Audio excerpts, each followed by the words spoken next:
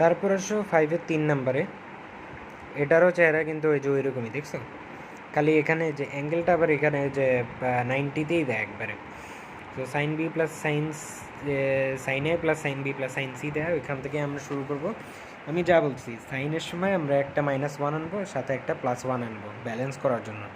মাইনাসটা নিয়ে আমাদের কাজ, মাইনাসটা নিয়ে আমরা ক্যালকুলেট করব। ক্যালকুলেট করার পর সো এখানে কিন্তু এই যে π/2 পাইছি আমরা, ঠিক আছে? সো এই π/2টাকে আমরা একদম ডিরেক্ট এখান থেকে ভ্যালুটা বসাবো, ঠিক আছে? এলসিএম করার কোনো দরকার নেই, আমরা ডিরেক্ট আগে ভ্যালুটা বসাই দেবো। সো পাই বা π/2 আমরা হলো দুইটার সময় ভ্যালু বসাই দেবো। সো ভ্যালু বসানোর পর কিছুটা ক্যালকুলেশন এরকম হয়ে যাচ্ছে। সাইন যেহেতু এই যে মাইনাস গিলতে পারে না, সো সামনে একটা মাইনাস চলে আসছে।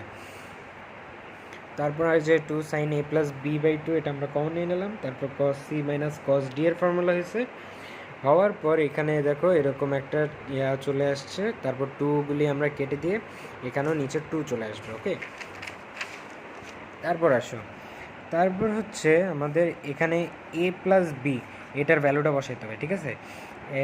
a plus B plus C হচ্ছিলো π/2 দেয়া, সো a প্লাস বি হচ্ছিলো π/2 মাইনাস সি।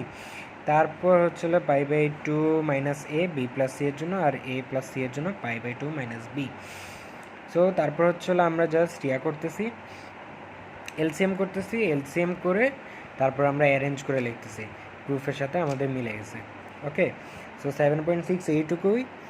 আগের ভিডিওগুলি করা নেই, আমার কিন্তু খুবই বাজে লাগছে। তো পড়াইতেছি, সো পড়ে নাও, ওকে? হেল্প করতেছি, হেল্প নাও। সো ওইটুক করে ফেলো।